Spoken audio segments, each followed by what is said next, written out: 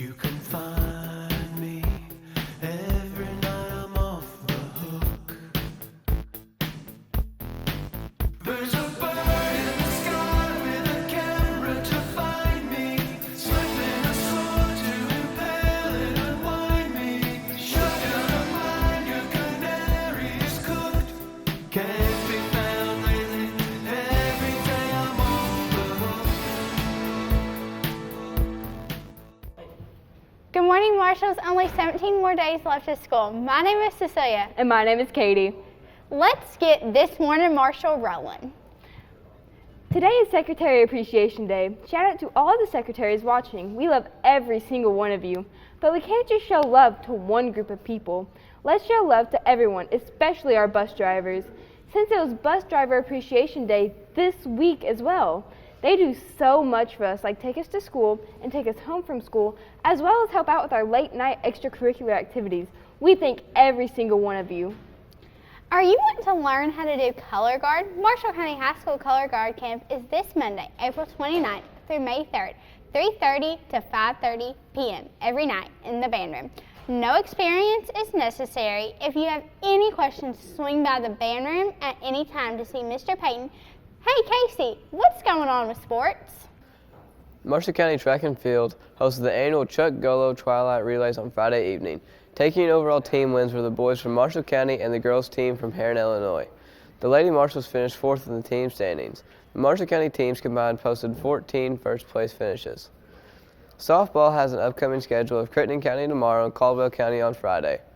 Now with baseball. While being tied 2-2 after regulation 7 innings, the Marshals earned a bottom of the 8th walk-off 3-2 win over Callaway County, which earned a district split after following the Lakers 5-4 on Tuesday. Saturday, the Marshals also got a win against Caldwell County with Alex Staples and Reese Oakley both having home runs. Now we have a continuation of the interviews with our baseball coach, Tyler O'Daniel. I'm Isaac Darno. We're here with Coach O'Daniel for rounding third. So, Coach, y'all have had a harder season than especially last season. So how do you think that's going to shape y'all up for the playoff time? Yeah, you know, it's been tough. I'm proud of the guys, though, for the resilience that they've shown. You know, we've had some adversity, but regardless of the competition, we've been in just about every game. So I think as we get closer to the end, we're really going to figure out ways to win. So y'all have seen y'all's district played. After district play, how do you feel, like, confidence-wise going into playoffs against them? Yeah, you know, I think regardless of what happens through the regular season, postseason brings, you know, it brings a different atmosphere, and I think, you know, I'm excited with what the guys we have and kind of what we bring to the table, and I'm excited to see what the postseason brings. That's been rounding third with Coach O'Daniel. Finally, we end sports with a video from our sophomore, Phoenix Wallace. He hung out with the Team Ultra crew here on campus a few weeks ago. Check it out.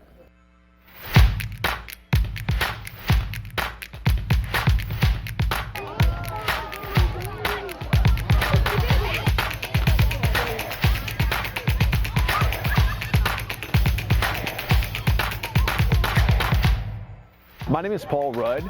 I'm an employee of the Marshall County Health Department and coordinator for the Team Ultra program here in Marshall County. Team Ultra is a program that's about both character and physical health. With character health, it's about our moral development. With physical health, it's about nutrition and disease prevention. With this program, we've been fortunate this year to have involvement with all of our 6 elementary schools again in the county, as well as both of our middle schools. This year we're well over, just in excess of 260 students in the program, and it's just a great program. Happy to be a part of it, and just always enjoy to see all the youth and staff members out here. Definitely a blessing, and we're very appreciative of this program.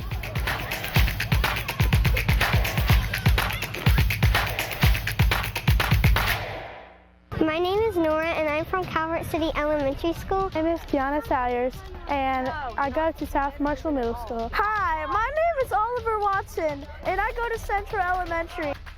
One thing I learned at Team Ultra Field Day is that there's a bunch of things that have a bunch of sugar in them. And my favorite part about today is that I can make new friends and have fun with other people. And one thing I learned today is that there is 300 types of bacteria on your tongue.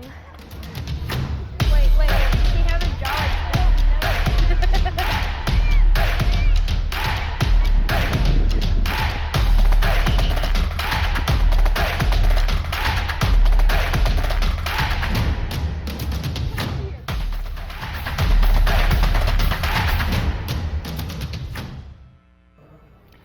Man, has anybody seen Xander? Maybe he went off to the tech center again. Oh, there he is. Hey Xander, what joke do you have for us today? Nah, I didn't go to the tech center, but I'm over here with today's MLB joke. Why are the Atlanta Braves players so rich? Because they play on diamonds. I hope y'all have a great day. Prom is coming up this Saturday. Don't forget to get your tickets, but some of our students went around and asked what song they would like added to the prom playlist. Who am I here with? Coral Wybark. Bailey Sullivan. What song do y'all want added to the prom playlist? Club Can't Handle Me by Alvin and the Chipmunks. Life of the club, ever get like yeah. Top like money all the Alrighty, who am I here with? Cody. What song do you want added to the prom 2024 playlist? Only Girl in the World by Rihanna. Okay. Aiden Dunnigan. What song do you think should be added to the prom 2024 playlist? Alright. Club Can't Handle Me by Flo Rida. Alright, what's your name? My name is Zachary Rodriguez. What song do you think should be added to the prom 2024 playlist? What Up by PDS. That's my dog. He'll catch you, bite you. Today's album is Results May Vary. This is the 4th studio album by American metal band Limp Bizkit. This is the band's only release under the sole leadership of vocalist Fred Durst after the temporary departure of guitarist Wes Borland, who left in 2001. As always, we're back to talk about the most checked out book from our school library from last week, this time being The Final Gambit, the third and final book in a series about our protagonists' struggle to win a dangerous game to gain an inheritance of billions of dollars. Hey, on that topic of reading outside, hey Ryan, what's the weather looking like for today? Now for the rest of today and tonight, it'll be sunny with highs in the low 70s. Tonight will be partially cloudy with lows in the mid 40s. Now for this week in weather history, we're going to be going over the April 27th, 2011 super outbreak that occurred in the Deep South. There were 324 tornadoes over a 24-hour time period, and 316 deaths occurred with more than 3,100 injuries. There was around $4 billion of damage. The atmosphere was an absolute powder keg ready to explode with dangerous, long-lived tornadic thunderstorms. There were 3 waves of storms, 2 of the waves occurring in the morning as lines producing damaging winds across Alabama and Mississippi.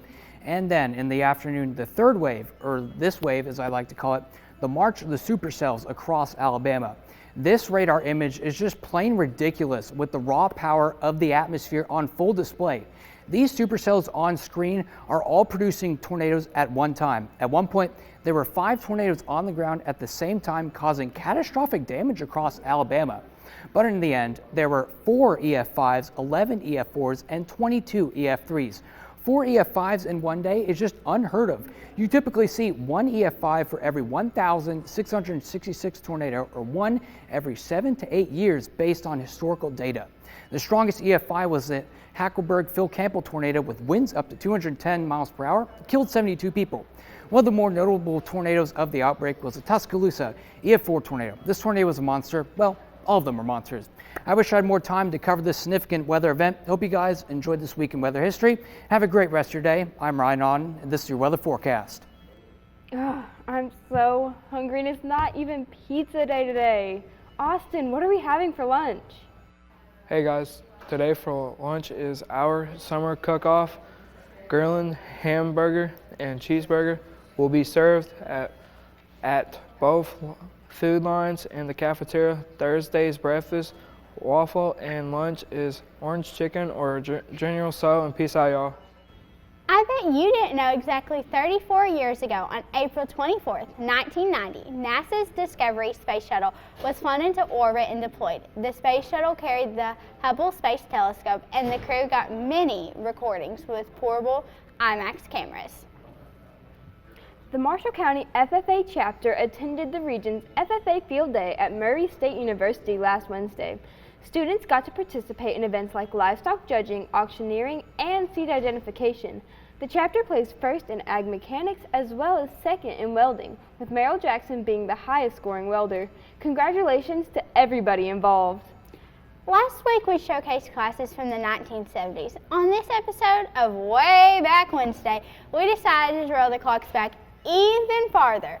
than we have ever before and explore the one-room schools of Marshall County. A long time ago, entire schools with multiple grade levels and ages all sat in the same room and learned from the same teacher. One-room schools had been the norm in rural Kentucky and stayed this way until the 50s and early 60s. By then, the school buildings were worn out and out of date. As not to be left behind and to deal with the population boom, Marshall County high schools began to build larger elementary schools and consider the smaller schools with no need for the one-room schools anymore. Many were demolished or left to rot. However, one of these schools were preserved and still sits out front of the high school to this day. Man, I feel like I'm going crazy. Why won't guitar stores let you play Stairway to Heaven?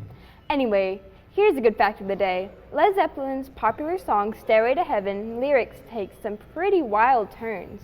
But the beginning of the song is about a woman who accumulates money only to find out the hard way that her life had no meaning and will not get her into heaven. Peace out, Marshalls. Hope you have a great rest of your week. See you Friday for more updates going on in the school.